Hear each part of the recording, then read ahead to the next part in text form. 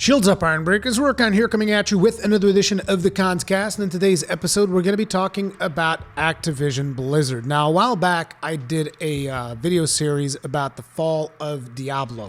It was not supposed to be a video series. It was just supposed to be one video where I talked about my feelings and frustrations about the announcement of Diablo Immortal as a longtime Diablo fan and as someone that essentially grew up playing Diablo 2, it was incredibly frustrating to see that there was essentially no clear-cut path for traditional Diablo fans. It was just like moving onwards into this mobile territory. And essentially, the more I looked into it and the more days would pass after Diablo Immortal was revealed, it would seem like every other day there would come another bit of news that would reveal more and more into this situation, and it was just becoming more and more frustrating to just do those videos, to the point where when I got to the fall of Diablo Part 5, it wasn't even just about Diablo anymore. It was now about Blizzard as a whole. And later down the line, even about Activision, even though, you know, the Activision side of Activision Blizzard was never something that I cared that much about. To me, it's been always more about the Blizzard titles because those are the titles that I grew up with. Diablo 2, World of Warcraft, StarCraft 2. These were titles that I've loved for the longest of times. And to see the way that the company was going was extremely frustrating for me. So we're going to go through a short chronology of events. I'm not going to recap everything that I've mentioned in these videos, but just like a very quick recap of a couple of things that happened so that we can then put into context a bit of news that came out yesterday that is going to, you know, further this whole situation. I can no longer call this the fall of Diablo. I'm not even sure if I'm going to call it the fall of Blizzard. I'm not sure what I'm going to call this video, but I do know that I just feel like I need to talk about this. So let's get started. So the first thing is we're going to be looking at the Activision stock. So as you can see, its all-time high was reached around here in October the 3rd of last year. This was about 1 month before BlizzCon. And then at around BlizzCon, which is close to here, November 2nd, around BlizzCon, it was sitting at around $70. And as you guys can see, immediately after BlizzCon, went straight down to $49 because this was the point at which Diablo Immortal was announced, and a large section of its fan base, it was just like, what the fuck is happening? What in the hell is happening?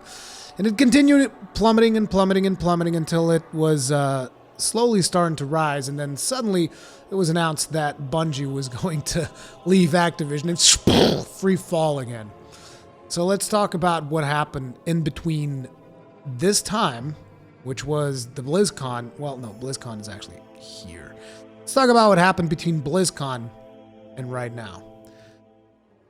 So in BlizzCon, they announced Diablo Immortal, and most of the Diablo fans did not care for Diablo Immortal, and there was massive backlash, and that was the beginning of the drop in their stock, which was, again, surprising to me because I would expect investors to be excited about Blizzard moving into the mobile space, but it seems that the community backlash still caused a pretty heavy hit on their stock.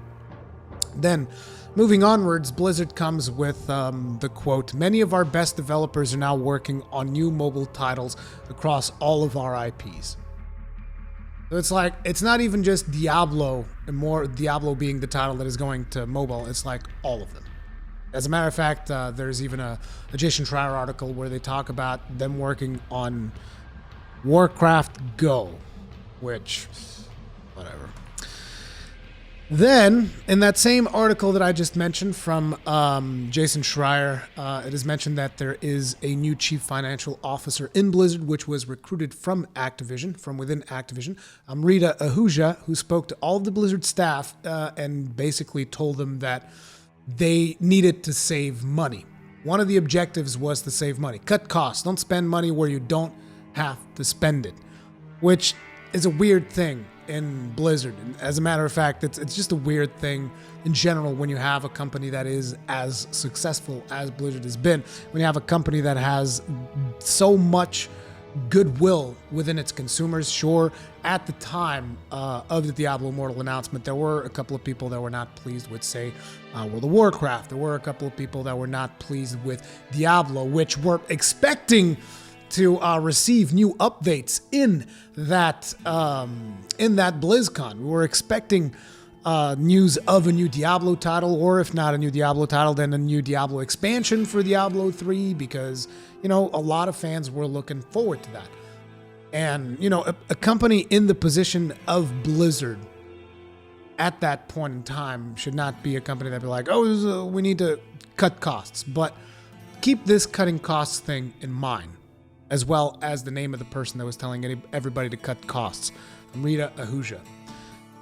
So continuing onwards down the chronology, we then have Blizzard essentially abandoning Heroes of the Storm. And this one was, again, it was one of those things that hit very close to home as someone that was, and I still consider myself to be a part of the squadron, even though the squadron, technically speaking, doesn't even exist anymore. I still have I didn't just put these on for the video. If you look at all of my videos, whenever this hand shows up or in my live streams, you can see that I wear these because that is how much I value the time that I spent there. It was potentially some of the best times that I've ever had in content creation was when I was working with Squadron, with Pally Time, Hengist, Captain Shaq, Kai Berries, and everybody that we interacted with while we were doing content for Squadron. And the majority of Squadron's focus was Heroes of the Storm. And to see all of my friends that are still creating content around Heroes of the Storm suddenly receive this news like, hey, the cadence is going to change, long-term sustainability. I mean, you know what this means. This means skeleton crew for Heroes of the Storm. Not to mention that at the same time, they also pretty much canceled all of their esports events. I think in here it's just talking about the dorm, whatever, but basically they canceled everything across the board. You're talking about a bunch of professional players that are taking up loans and are making life-changing decisions in order to pursue a career in professional gaming. You're talking about content creators that are dependent on the consistent revenue that comes from them live streaming and creating content around this specific video game. And it's like, you can say, well, I mean, it's not the company's responsibility. And you're right. It's not their responsibility to support all these people in a way, but it is their responsibility to at least let people know well in advance so that everyone can make, life plans and decide, okay, so I can't pursue this in long term, but at least in the short term, I can do this. Like if they, instead of just like canceling everything outright, completely out of the blue, if they were just like, okay, guys, we're going to continue supporting this throughout 2019, but if in 2019 we don't see better, better return on investment on all of these things that we're investing in, we're going to have to start scaling down. But I feel it was at least their moral obligation to follow through with the esports scene, because they were the ones promoting this massive esports scene around this game, and they just flat out canceled it out of the blue. And I'm sure that people have seen the tweets from professional players and professional teams and all of this stuff, where essentially a bunch of people were left out of jobs, a bunch of people were left out of, means to sustain themselves, having to move back into their parents' place after, having invested so much time around this game.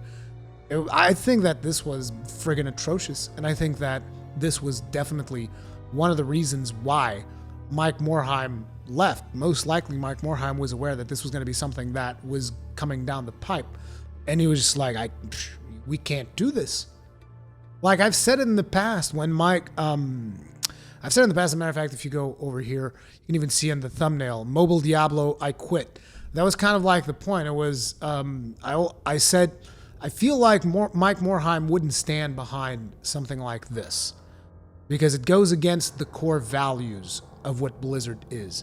And I feel that there was essentially being a lot of pressure being put onto Blizzard from Activision, which, according to the article that Jason Schreier has done, has clearly been the case, in that essentially Mike Morhaime was not able to do his job. He was being too much driven. He was being too much pushed to just get us money, just get financials up, just get more revenue. And it's like, I think Mike Morhaime in a lot of ways was like, hey, we have enough. We have enough to continue operating, so we don't need to be greedy. But there you go. Anyways, then Blizzard comes up with a new mount for World of Warcraft. And for those of you that don't play World of Warcraft, here's what you need to understand why this is so important for this whole sequence of events. Because World of Warcraft, the Battle for Azeroth expansion was not doing good. It was actually doing pretty bad. Players were extremely frustrated, myself included, because of how loot was working, because of how the whole content was basically a bunch. It was like loot boxes for a game that you're actually paying every single month, except you actually had to work for the loot boxes instead of just paying for them. You actually had to go and do the Mythic Plus thing, and then at the end of doing the Mythic Plus thing, most likely you would not receive loot for the activity that you had just done because the loot drops were abysmal. There was like maybe 2 items that you could get out of a Mythic Plus, 2 items split among 5 players, which is ridiculous. You're basically not rewarding people for participating in these activities. And then at the end of the week, you would get a loot box, which gave you 1 item out of a pool of like, I don't know, 200, 300. So basically getting something that you actually needed was extremely frustrating. And then basically during a time where there was a content drought, where updates were not being done, they were like, oh, we're working on 8.1 or whatever, and there's like, well, we're gonna put a new mount out, but you'll have to buy it. You actually cannot get this mount in the game. So players already frustrating with the lackluster end game of the expansion, and then Blizzard just flat out says, hey, you guys want to buy a new mount? Give us more money.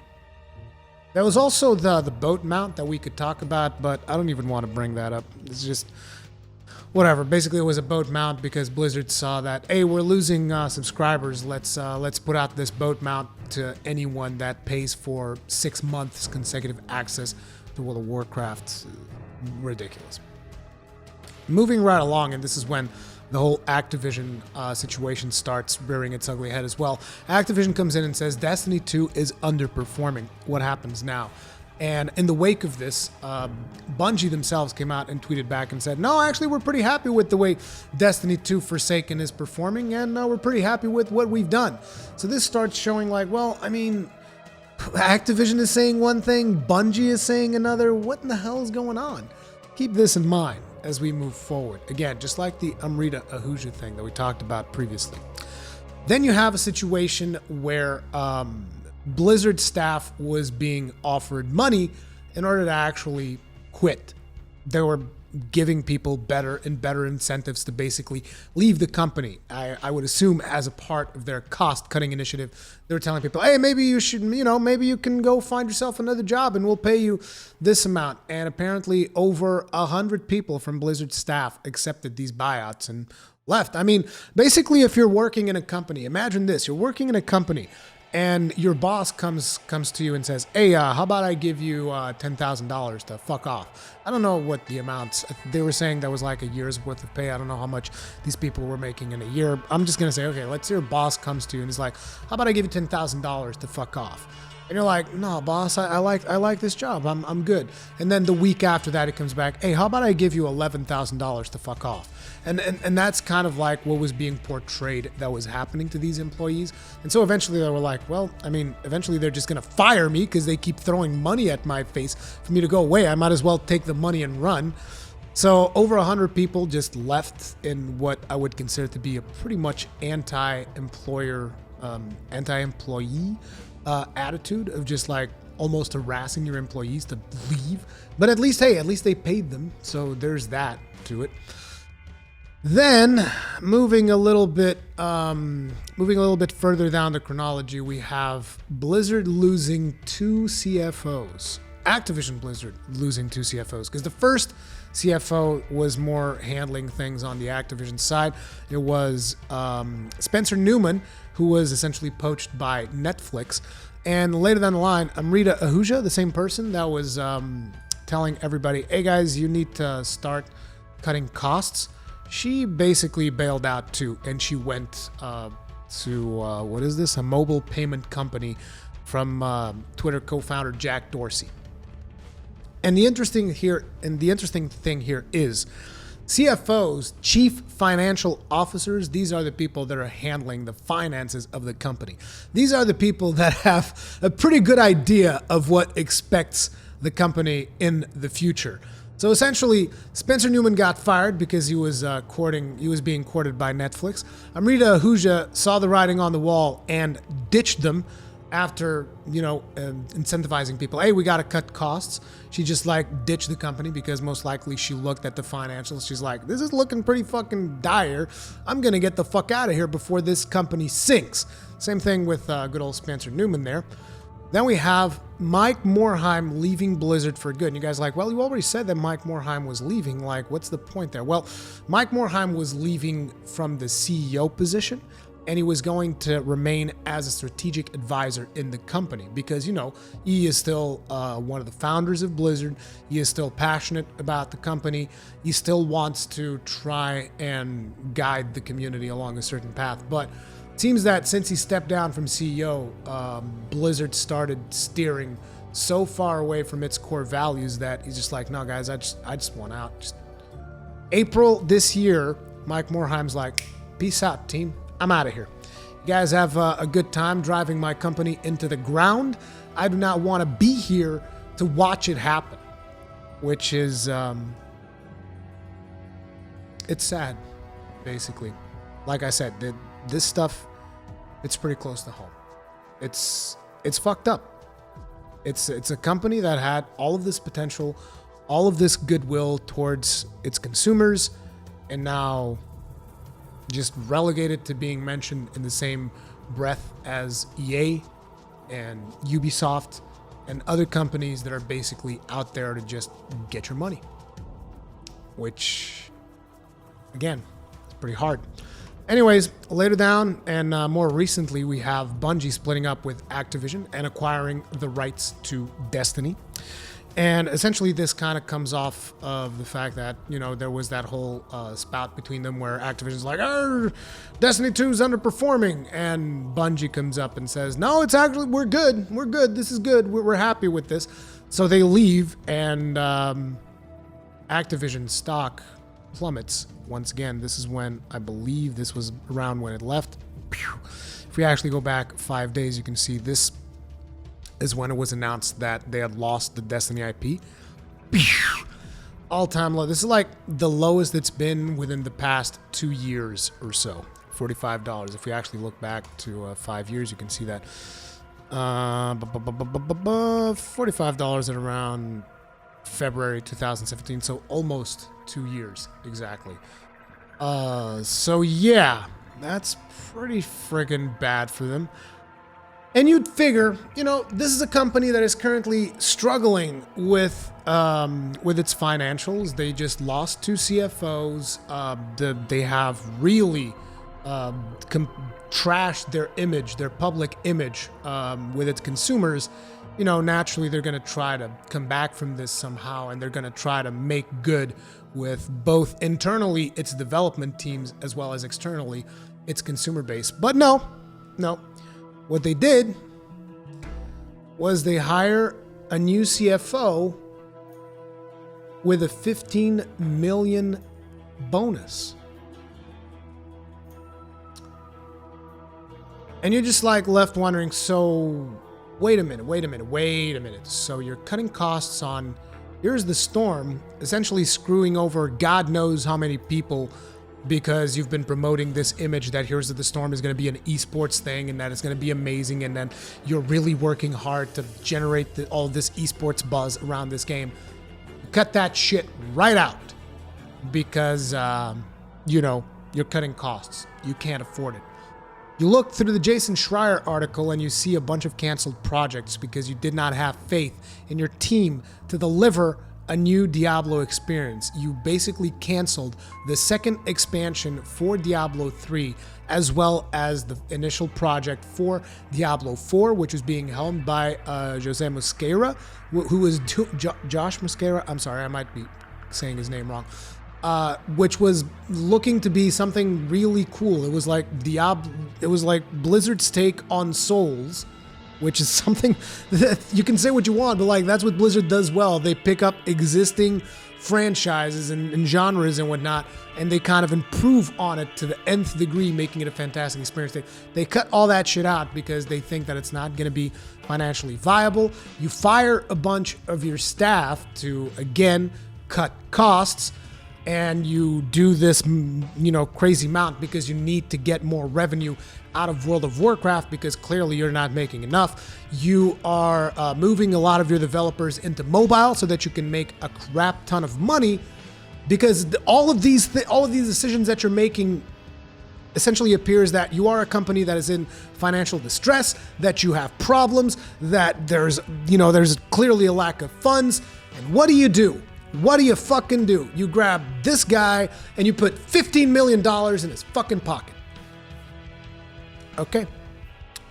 This was the news that I wanted to bring up. I just wanted to put the rest of everything that has happened along the way into perspective so that you would understand. So essentially, they're paying their new financial officer a signing bonus worth of $15 million, distributed as $3.75 million in cash.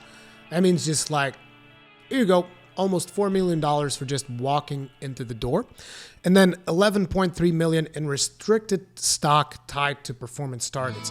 So what exactly does this mean? Stock tied to performance targets. That means that these $11 million that this dude is getting is actually tied to this stock, which is free falling. So at this rate, sometime in a couple of months, those $11 million might actually be $7 million or $5 million. Who knows?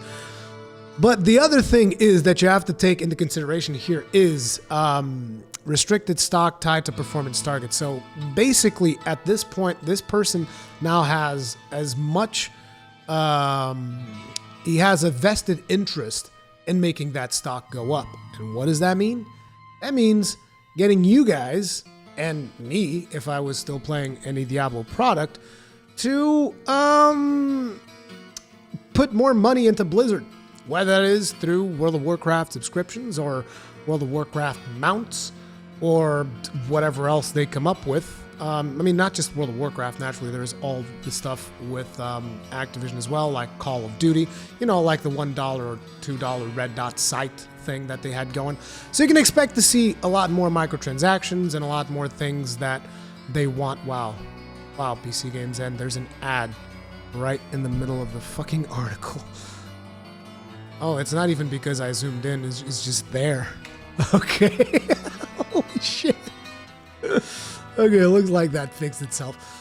But the other thing is, it's not even just that he got $4 million plus $11 million in stock. He's also going to be getting a salary of $900,000. Holy shit. How many developers' salaries could you pay with this? I don't know exactly how much a good developer makes, but Jesus Christ. Not to mention how many developers' salaries could you pay with this money right here as well. There you go. That's the way it goes. Basically, the people at the top, that's where all of the money goes to, which then makes you question, well, do you really need to monetize video games in the way that you are monetizing them if essentially all of the money is going upwards to the people that don't really have that much of a say?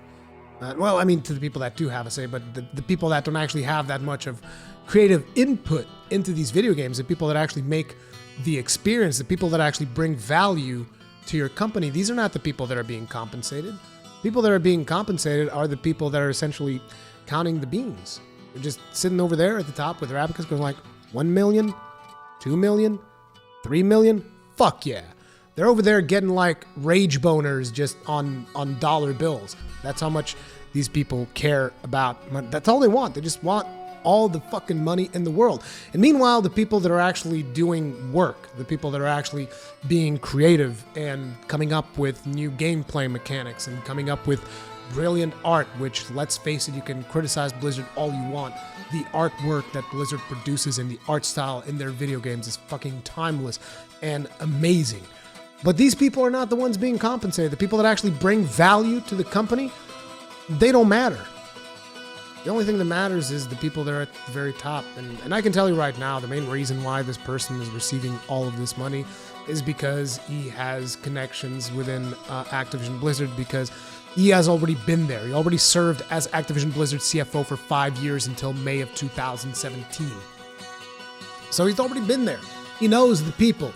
So when they needed someone to come back, he's like, yeah, sure, I'll come back. You guys know you're going to have to pay me, though. And they're like, sure. Well, we'll do you a solid.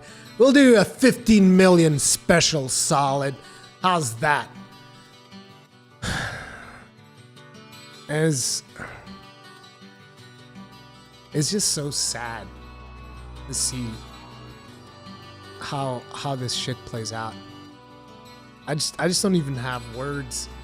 It's like, I want to see the people that actually work on the product, the people that actually came up with the gameplay mechanics that I've enjoyed throughout the years, the people that developed the art of the games, the people that, you know, actually did the crunch time to make those games become what they've become. I would like to see that these $15 million distributed among them, as opposed to seeing them distributed to this guy who's just going to go over there and his solution's probably going to be, put more microtransactions in that bitch.